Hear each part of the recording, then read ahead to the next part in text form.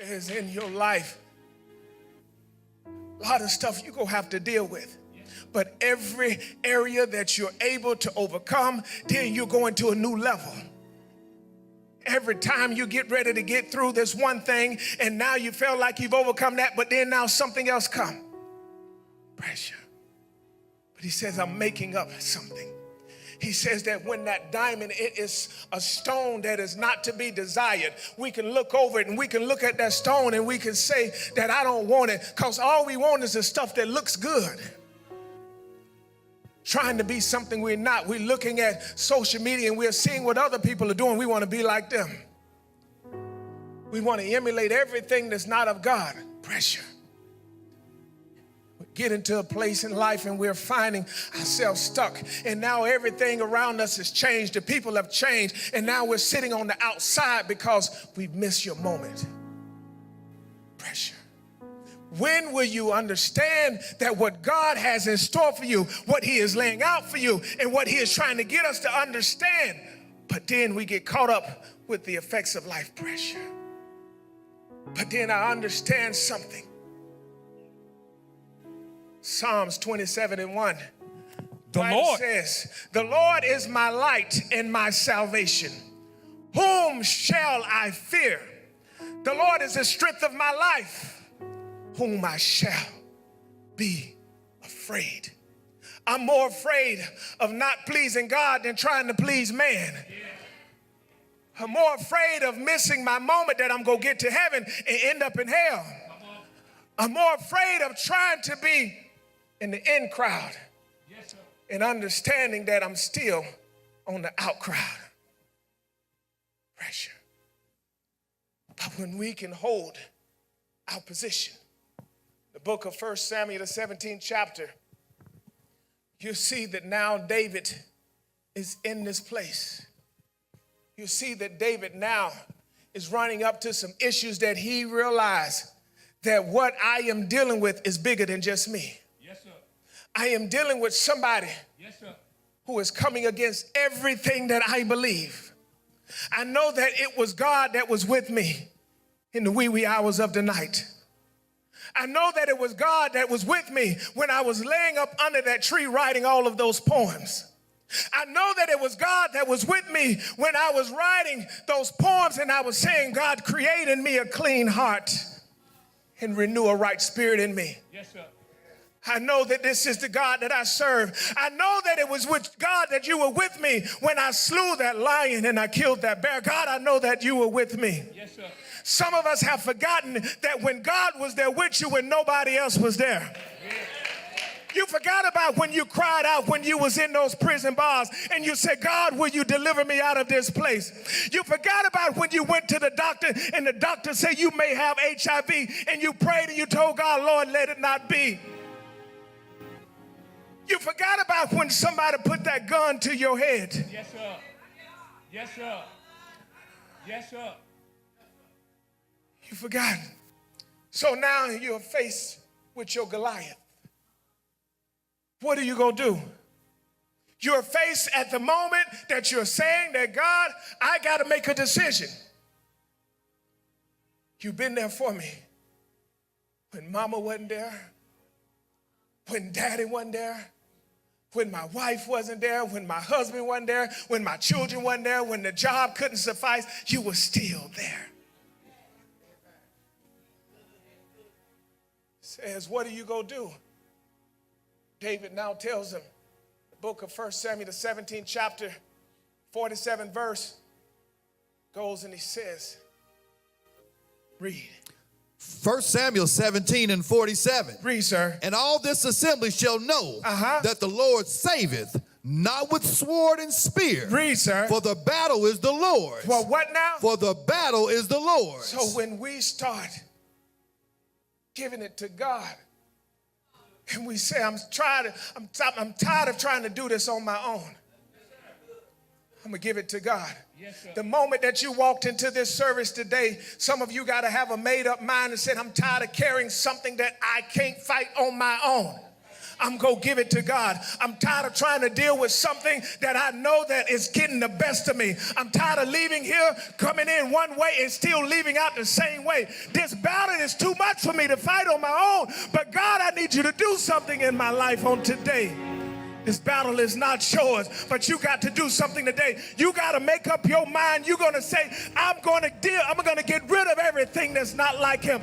God, I know how good you've been to me.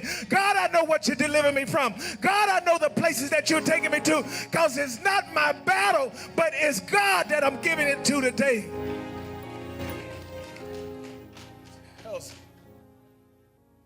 Goes and David said, God, I know you're going to be here with me. You've been there with me all this time. Yes, sir. Why am I going to give up on you now? And I want some of you to take a recollection over your life. Everything that you've had to go through in your life, and you are still here. Everything that you've had to endure, all of the closed doors, all of the missed opportunities, all of the setbacks, all of your failures, but you are still here.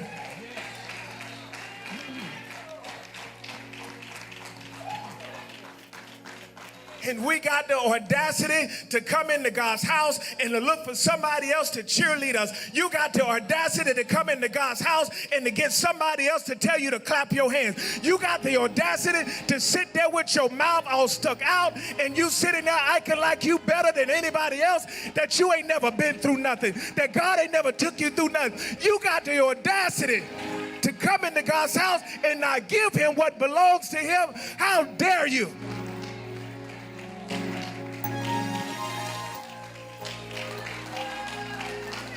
God has been good to somebody in this place. And because of what God has done for me and the things that he has delivered me from, I cannot sit down on God. Overseer, I hear your testimony and I play it over and over again. When you came into this house, 100 pounds soaking wet, look at what God has done to you now. Look at what God has delivered you from.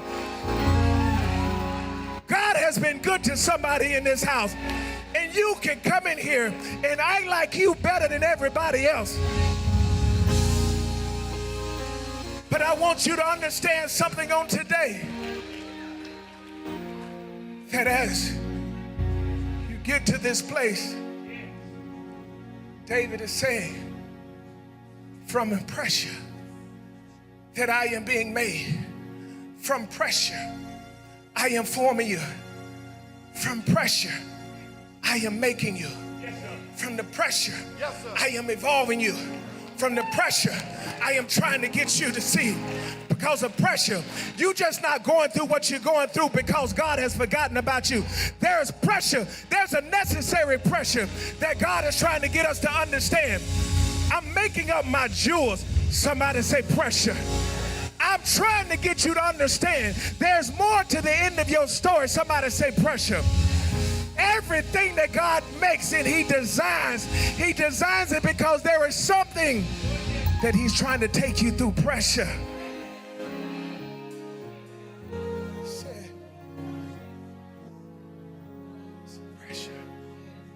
Pressure. You're sitting there and you say, why, Lord, why? Pressure. I see the world pulling back on me, Sister Brenda. Why? Trying to call me back out to the streets. Why? Yes, sir. Pressure. Yes, sir. Trying to get me to go back to do the same things that I used to do. Pressure. Why? Lord, just let me be free of all of this stuff. Pressure trying to get me to go back on drugs. Pressure. Why? Lord, why? I need you to do something in my life. You're trying to get me back into the place where I was once delivered. Pressure. Find myself in this cycle, doing the same thing over and over Yes, sir. again. Come on. But you got to realize this on today. He's making up his jewels. And under pressure is how you're going to be formed. Every time that God challenges you, he says, I'm stretching you in your giving, He's stretching you. Yes, sir. Every time you feel like I done gave that and now something else comes up, he's stretching you. Because I'm trying to make you, he says, I want to see how much you're able to take. Stretching you. Stretching. I don't have enough money. But he said, I'm testing you because I'm stretching you. I got to give my tithe. Then you said offering, I'm stretching you. We got birthday offering, stretching you. Come on. Then we got to give our first fruits, I'm stretching you. Some of you got to understand this. You have given more in this season of your life than more money than you have made. And God has still sufficed you. Your lights hadn't went off. Your car hadn't got repoed. You had not been evicted out of your house. He's stretching you.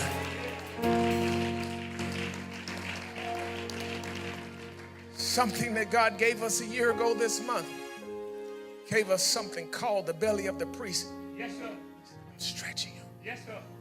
Because if I stay connected, Come on. if I stay connected, if I stay connected, if I stay connected, if I stay connected, y'all gonna understand if I stay connected. But the moment that I lose my connection, then I start dying. Then I start experiencing things that I know I shouldn't. I gotta stay connected. Goes and he tries to get us. David now stands, and we know the end of the story. David takes the 5 stones, Yes, sir. goes up to Goliath, tells Goliath, after this day you shall be no more. Because he trusted Yes, sir. the process. He trusted his God. Some of you have lost your faith. You have lost your faith to believe that the God of the possible will make all of your impossibles disappear. You have lost everything that you have been birthed in salvation. You're now depending on your job for your next paycheck. You're depending on your business to give you your desires. You're depending on the people who you hang around to give you your happiness. But he says that those that will trust me, because I learned something, Sister Kelly. When I started giving my ovulation, I was always a tither. Yes, sir. Gave my tithes, but there was something more that God wanted to release on his people. Stretching. Some of you start and you stop. You stop and you start. And you find yourself, I remember Bishop would tell the story all the time. There was 2 drunk men, and one they was thumbing for a ride. That's right. And the one they were sitting there thumbing, and cars would pass them by. All of a sudden, car got in and said, I only have room for one. Gets in the car, and the car takes him 1 block. Yes, sir. And the guy gets out the car, and the man standing 1 block behind him and starts laughing and says, you didn't went nowhere. He looked back and he said, I'm farther than you are. Some of y'all who are being committed to the vision of this house, you may not be where you want to be. But guess what? Those of you can look back and say, I'm farther than you are. Look at what my God is doing. Look at what my God is taking me. I'm not in the same place any longer. I'm getting ready to close, but the writer tells us in the book of 2 Corinthians, the 4th chapter, 16th verse.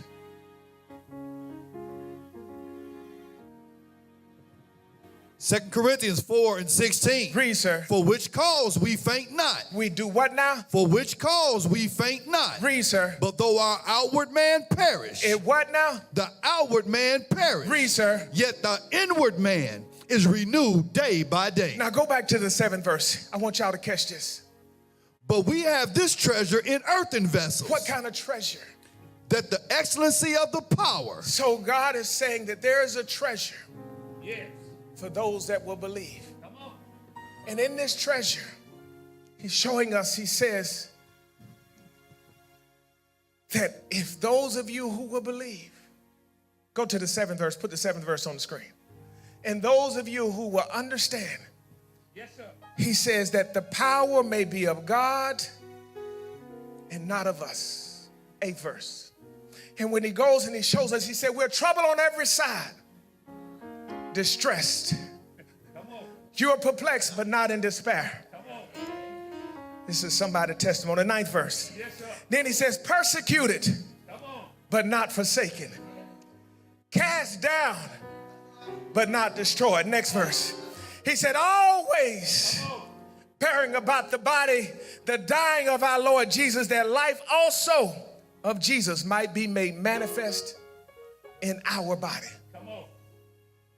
Because when I see, and I know I'm going to have to go through some good days, some not so good days, but I'm not going to stop.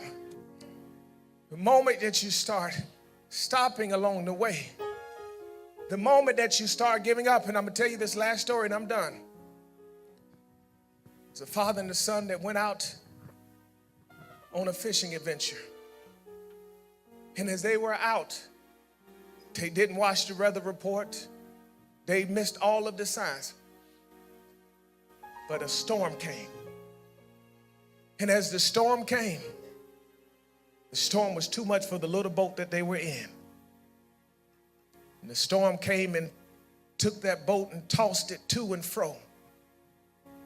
And the storm came and overturned the boat and broke it all up into pieces. The father and the son was holding on with dear life. They found a buoy sitting in the middle of the water. Father and son sat there and they held on to that buoy. Time passed, nobody came. Hours passed. The father made up in his mind, he says, if we stay here, we both would die.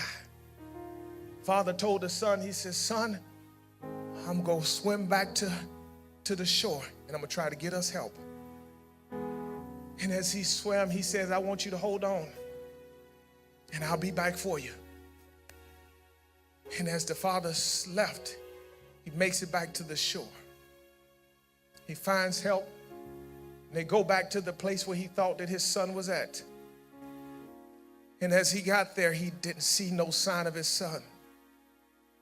The father crying, hurt, broken, sad, said, my son is gone. My son is gone. Father, with tears running down his face, screamed to the top of his lungs and called his son's name. He said, you heard nothing. The captain of the boat, tears in his eyes, seeing that what the father was going through, seeing the pain that the father was in because the son that he had left behind, he was not there. Now everybody else on the boat in tears because they see what the father was going through because he could not find his son. Father, to the top of his lung, calls his son's name one more time. Somebody said, did you hear that? And everybody got quiet. And he said, call him again. And he called his son's name. And with a small, faint sound, he hears it. And he said, call your father, call him again. He called the name of his son. And they said, we can hear it. Something when you call on the name of the son. When you start calling on the son, it may not show up when you want him to show up. Yeah. And they started moving. He called him again. The father called the son. He said, can you hear it? He says, I hear it. And they started moving to where the sound was coming from. And they got to the son and they put him in the boat. the father embraced his son. And he tells the captain, looks at the son, he says that, how did you hold all of this time? How was you able to sustain through this storm? He said, I heard the voice of my father. Yes, sir. He said, I heard the voice of my father. And my father told me to hold on and don't let go. When you see the storms of life coming up against you, I'm going to tell you just like the father told his son. He says, hold on and don't let go. When you see that things are coming up against you, I'm telling you today to hold on and don't let go. Somebody got that kind of praise in this house this morning. That when you can listen to the voice of your father, and your father is telling you that you can make it. Your father is telling you that the storms of life may come. The winds may roll. Trouble is coming up against you. Your back may be up against the wall. But I need somebody today say, I'm holding on and I won't let go. I know it may not feel like it. I know you may not see it. But somebody today is going to hold on and don't let go. Trials may come, troubles may come, the wind may blow, your bills against you, your car got repoed, your house is in foreclosure, but somebody today, say it with me, I'm going, and I won't let, I'm going to hold on. Somebody said, I'm going, and I won't let. But that's the moment you start giving God praise. When you start saying, I'm ready to go. When you start saying that I'm holding on. My faith and my trust is in my Lord. I'm holding on and I won't let go. I'm holding on and I won't let go.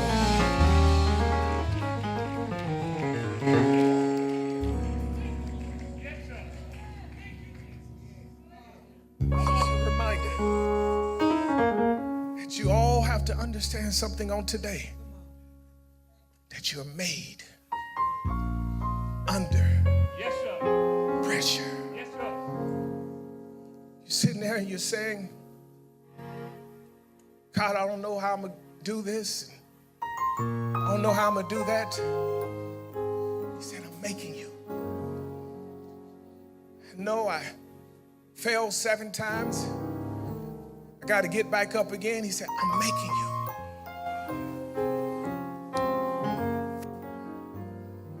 If I'd have gave up along the way, Gerald, I wouldn't be standing here today. Yes, sir. Moment in your life where you feel that what you're going through is not significant. What the Father sees that what you're going through, but all He's telling you is hold on and don't let go. The enemy, biggest attack, Brother Hill, he wants us to get us to a place where he's saying you don't need to come to church. You don't need to give into the offering. You don't need to be a blessing to your leaders. You're barely making it. But you say, wait a minute. Because of his yes, I'm here, Sister Kathy. Because of his yes, I'm standing today. Joe, the wind's gonna blow. Storms gonna rage. But there's a healing that is coming to your body. I mean, on the words of our bishop, your body is gonna be made whole. Y'all don't understand something. Some of y'all somebody should have did a lap right there. Because if God can hear of a stroke, if God can deliver and make a body whole again, say, hold on and don't let go. But I want you to challenge everybody in this place right now. God just spoke something to me. And he says, there's something that I'm going to release over this house. Come on, sir. And in this year of Jubilee, and what I didn't get to explain in that text, Sister Verona, he was saying that in this year, don't plant, don't reap, because everything that you need, I'm gonna give it to you. Yes, sir. There's a rest that's coming to the people of God. There's a rest that you've been laboring, you've been toiling, you've been working on that vision, and you've been working on that seed that you've been planted and been trying to get it to manifest, and you've said, I've been watering it, I've been fertilizing it, but I still have not seen it manifest. But he said, this year, in this year of Jubilee, Pastor Nancy, I said, when God revealed that to me, this is 25, 75. He said, this is, we've been talking Jubilee, we even declared a whole year. He said, but this is the year of Jubilee. And he said, everybody who is connected to this branch, everybody who is connected to this branch, say your leaves won't wither, they won't fail.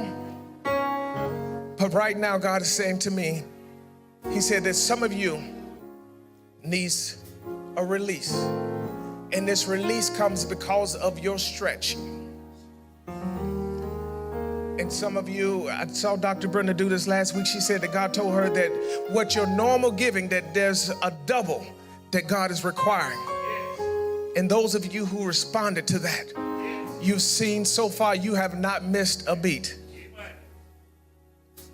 God always sustained, but what if David would have gotten to the place when he reached his Goliath and he backed up on God? God is trying to pull something out of each and every one of us. And as he's doing it, he's stretching you. Some of us have gotten to a place where we put God on a budget. But God said, if you would trust me on today and stretch, that I am going to release something into the lives of my people, because this is the year that you don't have to work for it. All you got to do is just believe me. And as you believe me, I'm going to bless you in abundance like you've never